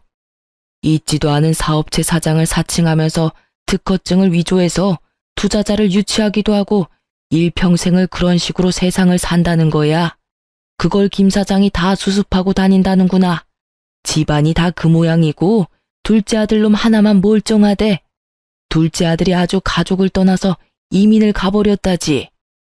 아유, 왜 어떤 사람들은 자신의 가장 가까운 사람들에게 피해를 입히면서 살아갈까요? 하긴 제 남편만 해도 마찬가지였죠. 가장 가까운 사이인 저를 가장 힘들게 하는 사람이었으니까요. 아빠가 사주는 맛있는 밥을 먹고 우리 부녀는 커피 전문점에 가서 커피도 같이 마셨어요. 아빠와 따뜻한 시간을 보내다 보니 어느새 시름도 많이 잊혀지더군요. 그렇게 아빠가 고향으로 다시 내려가시고 저는 다시 괴로운 일상으로 돌아와 있었어요. 처음엔 생각만 해도 너무나 마음이 따스했던 우리 신혼집이 지금은 정말 제일 가기 싫은 곳이 되어 있었죠. 하지만 제가 굳이 갈 데가 어디 있겠어요? 집으로 들어가서 하루를 또 자는 것 같지 않게 자고는 아침에 출근을 했어요. 그렇게 일상적인 나날이 몇 주 더 흘러가고 있었죠. 그러다가 아빠의 전화를 받게 되었어요. 반가워서 나오라고 하시는 곳으로 얼른 갔죠. 아빠의 표정이 묘하더라고요. 상당히 분노에 차 계시는 것 같기도 했고 또 저를 너무나 가엾게 바라보시는 것 같은 복잡한 표정이셨답니다. 아빠, 왜 그러세요? 무슨 일이 있으세요? 아니면 어디 편찮으세요? 우리 아빠가 그렇게 당황하시고 화가 나 계신 모습은 태어나서 처음 뵙는 모습이었어요. 아빠가 잠시 침착함을 되찾으시기 위해 시간이 필요하신 것 같더군요. 그래서 무슨 일인지는 모르지만 저는 잠시 아무 말 없이 그냥 기다려드렸어요. 내가 여기 이 레스토랑에 왜 왔는지 아니? 다른 아닌 김 사장하고 약속이 있어서 왔단다. 그런데 김 사장이 아니라 그 형님이 김 사장에게 점심을 사겠다고 했다는 거야. 갑자기 돈이 생겼다면서 이 고급 레스토랑을 택하더라는구나. 저는 갑자기 침이 꿀꺽 넘어갔답니다. 다음 말이 기다려질 때 일어나는 현상이겠죠. 그런데 재밌어서가 아니라 뭔가 저와 관련된 일이라는 쎄한 느낌이 들었거든요. 그 김 사장이 그 형님이란 사람에게 사업을 하면서 신세를 지는 사람이 많이 있는데 마침 서울에 와 있는 것 같으니 합석을 하면 될지를 물었다네요. 그러자 형님이 흔쾌히 허락하더라는 것이었죠. 그래서 아빠한테 연락을 했고 아빠가 감사하게 초대에 응하셨다는 것이었어요. 그리고 다음에 일어난 일에 대한 아빠의 자세한 이야기를 듣고는 정말 저는 몸이 휘청하는 것을 느꼈답니다. 김 사장님, 초대해 주셔서 감사합니다. 형님께 폐가 되는 건 아니겠죠? 오면서도 걱정이 됐습니다. 별 말씀을요. 제 사업을 도와주시는 분이라고 하니까 형님이 진작 모셨어야 하는 분 아니냐고 하시던걸요. 그렇게 김 사장님과 아빠 사이에 몇 마디가 지나고 나자 그 형님이라는 분이 약속 장소로 들어섰다죠. 제 형님이십니다. 형님, 이쪽이 제가 말씀드린 그분이에요. 제가 정말 도움을 많이 받고 있습니다. 아니, 이게 어떻게 사돈 어른이... 아니, 사돈이 김 사장님 형님이셨다고요? 이게 도대체 어떻게 된 일입니까? 두 분이 사돈간이셨어요? 해식이 장인어른이시라고요, 이분이? 제 딸의 시아버님이 분명히 맞습니다.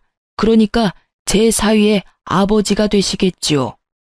저 손님을 초대해놓고 죄송하지만 저 화장실 좀 먼저 다녀오겠습니다. 그럼 잠시만. 그렇게 그 형님 된다는 분, 아니 제 시아버지가 화장실에 간다고 나가놓고는 안 들어오더라는 것이었죠. 김 사장님이라는 분이 형님을 찾으려고 자리에서 일어섰지만 아빠가 말리셨다는 것이었죠. 아마 이미 멀리 가셨을 것이라고요.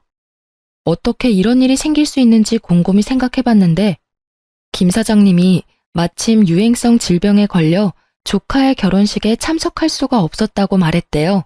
그래서 사돈의 얼굴도 몰랐기에 이런 황당한 일이 벌어진 거죠.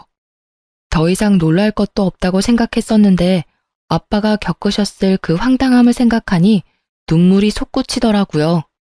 아빠가 저를 다독이셨지만 저는 오랫동안 눈물을 그칠 수 없었어요. 나중에 안 일이지만 돈이 생겼으니 점심을 사겠다고 했던 그 돈도 김 사장님이 수습을 하고 다녀서 신용도가 조금 올라가니까 또 대출을 최대한으로 받은 돈이라는 것이었죠. 제가 진정이 좀 된 다음 아빠와 저는 어쩌면 이 사태의 마지막을 장식할 수 있을 만한 한 가지 계획을 마련했답니다. 집에 가서 남편에게 말했지요. 아빠가 상속에 관해서 하실 말씀 있으시대. 지난번 왜 편의점 얘기도 했었잖아. 그것하고도 관련이 있는 것 같아. 집에 같이 내려오래. 그러면 그렇지. 딸 자식하고 같이 사는 사람을 이렇게 푸대접 하셔서야 쓰나. 다른 놈들은 훨씬 못한 집으로 장가를 갔어도 다들 사업 하나씩은 처가에서 차려봤더구만. 다음 날 남편과 저는 할아버지가 일구시고 지금 아빠가 관리하고 계시는 고향의 농장으로 내려갔죠. 부모님이 마루에 찻상을 준비해놓고 우리를 기다리고 계셨어요. 장인어른, 안녕하셨습니까? 이제야말로 마음을 바꾸신 거죠? 제가 절대로 수연이 고생 안 시킨다니까요. 지금까지도 실컷 고생시켰네. 더 고생시키면 안 되지. 그리고 이혼은 무슨 이혼인가? 결혼한 지 얼마나 되었다고. 어떤 애비가 딸 자식 호적에 줄 가는 걸 바라겠나? 자네, 우리 수연이 사랑하나? 남편의 표정이 싱글싱글해지고 있었어요. 어릴 때 학교에서 빵과 우유를 간식으로 나눠준 일이 있었죠. 한참 줄을 섰다가 빵을 받은 아이의 얼굴에서 순수함을 뺀 얼굴이 지금 남편의 얼굴 표정이었답니다. 그럼요, 장인어른. 제가 수연이를 안 만났으면 정말 어떻게 살았을지 모르겠습니다. 수연이가 저보다 어리지만 더 어른스럽다니까요. 수연이를 안 만났으면 굶어 죽었겠지. 그렇게도 일하는 것이 싫으니 말이야. 그리고 자네 같은 사람하고 살다 보면 철이 더 일찍 들어버려서 어른스러워지기 마련이라네. 아빠가 드디어 마지막 스트라이크 불을 던지셨죠. 나는 말일세, 이 농장하고 목장을 내 아버님의 뜻에 따라서 키워왔네. 나중에도 아버님의 뜻에 따라서 처분할 생각이야. 요즘 젊은 사람들 너무 농사를 기피하고 있어. 영농 후계자를 양성하는 기금으로 사회에 환원할 걸세. 자네가 우리 수연이를 사랑한다고 하니 여기 와서 10년만 열심히 일하게나. 그러고 나서 영농 후계자 양성 기금으로 기부하고 남는 것이 있다면 자네를 줌세. 그러니 이혼은 생각하지 말게나. 뭐라고요? 이 똥냄새 나는 데서 10년을 일하라고요? 그것도 기부하고 남은 중에서 준다고요? 지금 장난하시는 겁니까? 농담이시죠? 나순 밥 먹고 왜 쉰소리를 하겠나? 나 아침에 찬밥 안 먹고 새로 지은 밥 먹었다네. 남편이 드디어 본색을 드러내더군요. 아씨, 좀 데리고 놀려다 아버지가 한 재산 물려받았다고 하기에 외동딸이라 뭐가 좀 있을 줄 알았지. 완전히 똥 밟았네. 딸 자식 호적에 줄 가는 거 바라지 않는다면서요. 편의점 하나 정도 내주셨으면 호적에 줄 갈 일 없었잖아요. 이혼해줄게. 이혼해준다고. 편의점을 덕 갖다 바쳤으면 호적에 줄이 가는 것이 아니라 인생 전체에 줄이 갈 것 같아서 자네가 편의점 얘기 꺼냈을 때 내가 안 된다고 한 거였네. 남편이 연신 퇴퇴거리며 재수없다는 표정을 굳이 감추려고도 안 하더군요. 경력이 있으면 회사를 알아보라고나 할 테지만 경력도 사칭이었고 도대체 자기네 집하고 자기한테 정말인 건 뭐야? 키운다는 강아지는 정말 강아지 맞아? 뭐 늑대 새끼나 그런 거 아니고? 우리 아빠 평생 택시기사로 성실하게 일하셔서 서울에서 우리 살던 집 마련하셨었어. 강남의 그 아파트하고 비교할 수도 없는 궁전 같은 우리 집이었지. 지금도 아빠는 고용인들하고 똑같이 밖에서 일하시면서 할아버지의 뜻을 받들고 계셔. 세상과 맞서서 이렇게 성실하게 살아갈 용기는 없는 거야? 그리고 이렇게 세상의 구석으로나 숨어 다니겠다는 거야? 나는 세상의 밝은 곳에서 살고 싶어. 다행히 이혼에 대한 뜻이 맞은 것 같으니 재판까진 안 해도 되겠네. 그리고 잠시 내 남편이었던 사람이라서 진심으로 위해서 하는 말인데 세상의 밝은 곳으로 나와. 그래서 당당히 태양을 마주보라고. 그러지 않은 이상 인격이 바닥을 때리는 그런 사람들하고는 이제 인연 끝이야. 다시는 보고 싶지 않아서 이혼 도장도 변호사가 받으러 갈 거야. 그럼 잘 가. 저는 이렇게 남편과 재판 없이 이혼했답니다. 그리고 직장을 그만두고 아빠, 엄마가 계신 이곳에서 열심히 일하며 살고 있어요. 아마도 그 사람들이 더 길게 저를 속였을 수도 있었을 테죠. 하지만 저는 이렇게 빨리 그런 인간들의 정체를 알 수 있게 된 것이 돌아가신 할아버지가 이 손녀에게 주신 선물이라고 생각하고 있답니다. 고향에 온 지도 어느새 1년이 넘었네요. 아빠가 조심스럽게 제게 말씀을 꺼내셨어요. 아빠와 거래하고 있는 농장 대표가 저를 보시고 며느리감으로 탐을 내신다고요. 하지만 저는 아직 이혼의 상처를 못 씻고 있답니다. 그래서 결혼이 부담스러운 상태예요. 하지만 빨리 상처를 잊어야 하겠죠. 그 거래처 대표의 아들은 제가 한 번 이혼한 것을 알고 있지만 우리 부모님과 저의 됨됨이를 알고 있기 때문에 자신이 적극적일 수밖에 없다고 하고 있어요. 서두르지 않으려고요. 그래서 언젠가 사람으로 다친 상처를 어느 정도 치유하는 날 새 출발을 하려고 생각하고 있답니다. 지금까지 제 기막힌 이혼 스토리 읽어주셔서 감사합니다. 다들 좋은 하루 되세요.